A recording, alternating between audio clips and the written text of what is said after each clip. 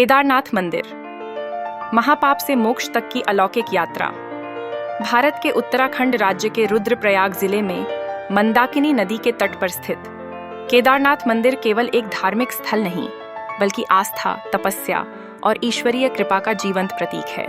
हिमालय की गोद में बसा यह भव्य मंदिर भगवान शिव के 12 ज्योतिर्लिंगों में से एक है और इसे 4 धाम तथा पंच केदार यात्रा का अभिन्न अंग माना जाता है।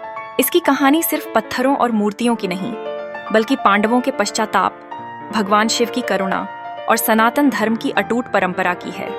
महाभारत युद्ध का भीषण परिणाम और पांडवों का पश्चाताप। महाभारत का युद्ध धर्म और अधर्म के बीच लड़ा गया वह भयंकर संग्राम जिसने कुरुक्षेत्र की धरती को रक्त से सींच दिया था।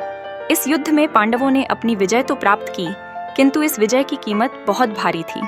उन्होंने अपने ही गुरुओं, पूज्य भीष्म पितामह, अपने सगे संबंधियों और लाखों निर्दोष सैनिकों का वध किया था। युद्ध की समाप्ति के बाद जब रणभूमि शांत हुई और विजय का हर्ष धूमिल पड़ने लगा, तब पांडवों को अपने कृत्यों की गंभीरता का बोध हुआ। उनके मन में गोत्र हत्या और ब्रह्म हत्या जैसे महापापों का बोझ असहनीय हो उठा। इन भयानक पापों से मुक्ति पाने और मन की शांति के लिए पांडवों ने निर्णय लिया कि उन्हें भगवान शिव का आशीर्वाद प्राप्त करना होगा। भगवान शिव ही एकमात्र ऐसे देव थे जो उन्हें इन भीषण पापों से मुक्ति दिला सकते थे। शिव जी की अदृश्यता और पांडवों की अथक खोज, अपने पापों के बोझ से दबे हुए पांडव भगवान शिव की खोज में निकल पड़े। वे जानते थे कि शिव जी अत्यंत दयालु हैं, किंतु वे यह भी जानते थे कि उन्हें प्रसन्न करना सहज नहीं होगा। पांडवों ने सर्वप्रथम काशी वाराणसी का रुख किया, क्योंकि यह भगवान शिव की प्रिय नगरी मानी जाती है। परंतु भगवान शिव पांडवों के कृत्यों से अभी भी रुष्ट थे और उन्हें तुरंत दर्शन नहीं देना चाहते थे। वे जानते थे कि पांडव अपने पापों से मुक्ति चाहते हैं, परंतु वे उनकी तपस्या और दृढ़ता की परीक्षा लेना चाहते थे। शिवजी काशी से अंतर्ध्यान हो गए और हिमालय की दुर्गम चोटियों की ओर प्रस्थान कर गए। पांडवों ने भी उनका पीछा नहीं छोड़ा। वे उत्तराखंड के गढ़वाल क्षेत्र में पहुंचे, जो अपनी आध्यात्मिक शांति और शिवजी के वास स्थानों के लिए प्रसिद्ध है। वे हर घाटी, हर पर्वत और हर गुफा में शिवजी को खोजने लगे।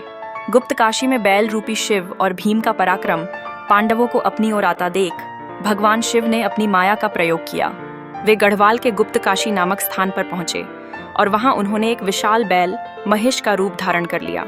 वे अन्य पशुओं के झुंड में शामिल हो गए ताकि पांडव उन्हें पहचान न सकें। लेकिन पांडव अपनी दिव्य दृष्टि और अंतर्ज्ञान से यह महसूस कर रहे थे कि शिवजी यहीं कहीं हैं। उन्होंने पशुओं के उस विशाल झुंड को देखा और उन्हें संदेह हुआ कि इनमें से कोई एक बैल साधारण नहीं है। तब भीम, जो अपनी विशाल शक्ति और तेज बुद्धि के लिए जाने जाते थे, ने एक युक्ति सोची।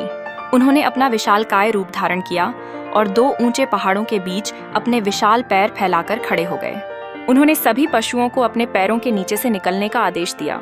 जब पशुओं का झुंड भीम के पैरों के नीचे से निकल रहा था, तब एक विशालकाय बैल ने भीम के पैरों के नीचे से निकलने से इनकार कर दिया। भीम तुरंत समझ गए कि यही वह बैल है जिसमें स्वयं भगवान शिव समाये हुए हैं। भीम ने उस बैल को पकड़ने का प्रयास किया, लेकिन भगवान शिव, जो बैल रूप में थे, उन्होंने स्वयं को भूमि में समाहित करना शुरू कर दिया। केदारनाथ में शिव का कुबड़ और पंच केदार की उत्पत्ति भगवान शिव पूरी तरह से भूमि में समाते, इससे पहले भीम ने अपनी पूरी शक्ति का प्रयोग करते हुए उस बैल की पीठ अससटा कुबड़ी को सकसय मा सदी काटे इसकर मता तकिप कर सटा कर लिया। भीम की इस अटल भक्ति और शक्ति को देखकर भगवान शिव अत्यंत प्रसन्न हुए। वे पांडवों की दृढ़ता और पश्चाताप से अभिभूत हो गए। जहां शिवजी का बैल रूपी कुबड़ भूमि से बाहर प्रकट हुआ, वही स्थान आज केदारनाथ के नाम से जाना जाता है और यहीं पर केदारनाथ मंदिर का निर्माण हुआ। भगवान शिव ने पांडवों को अपने मूल रूप में दर्शन दिए और उनके सभी पापों से उन्हें मुक्त कर दिया। उन्होंने पांडवों को आशीर्वाद दिया और उन्हें मोक्ष का मार्ग दिखाया। यह भी माना जाता है कि भगवान शिव के शरीर के अन्य भाग अलग अलग स्थानों पर प्रकट हुए, जिससे पंच केदार नामक 5 पवित्र शिव मंदिरों का समूह बना। मुख, चेहरा रुद्रनाथ में प्रकट हुआ, तब भुजाएं तुंगनाथ में प्रकट हुई, नाभि मध्य महेश्वर में प्रकट हुई, जटा, बाल कल्पेश्वर में प्रकट हुई। इस प्रकार पांडवों ने इन सभी स्थानों पर शिव मंदिरों का निर्माण किया ताकि वे भगवान शिव की पूरी तरह से पूजा कर सकें और उनके आशीर्वाद को प्राप्त कर सकें। मंदिर का निर्माण और कालातीत जीर्णोद्धार पौराणिक मान्यताओं के अनुसार केदारनाथ मंदिर का मूल निर्माण स्वयं पांडवों ने ही द्वापर युग में कराया था। ताकि वे भगवान शिव के प्रति अपनी कृतज्ञता व्यक्त कर सकें। समय के साथ यह मंदिर प्राकृतिक आपदाओं और मानवीय उपेक्षा के कारण जीर्ण शीर्ण होता गया। 8वीं शताब्दी में भारत के महान दार्शनिक और संत जगत गुरु आदि शंकराचार्य ने इस मंदिर का जीर्णोद्धार करवाया और इसे पुनः इसकी महिमा प्रदान की। उन्होंने देश के चारों कोनों में मठों की स्थापना की और सनातन धर्म के पुनरुत्थान में महत्वपूर्ण भूमिका निभाई। केदारनाथ मंदिर के ठीक पीछे आदि शंकराचार्य की समाधि भी स्थित है, जो उनके योगदान का स्मरण कराती है। इसके बाद भी समय समय पर विभिन्न शासकों और भक्तों ने इस मंदिर का जीर्णोद्धार करवाया।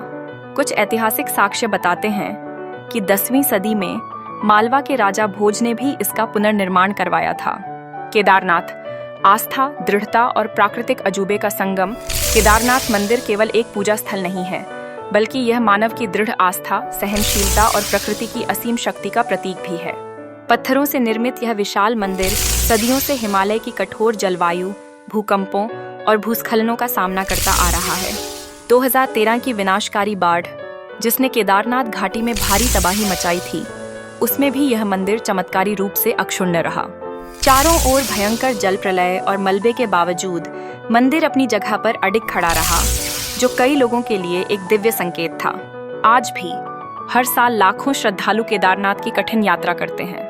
वे दुर्गम रास्तों को पार करते हुए, ठंडी हवाओं और कभी-कभी बर्फबारी का सामना करते हुए यहाँ पहुँचते हैं, ताकि वे भगवान शिव के इस पवित्र धाम में उनके दर्शन कर सकें।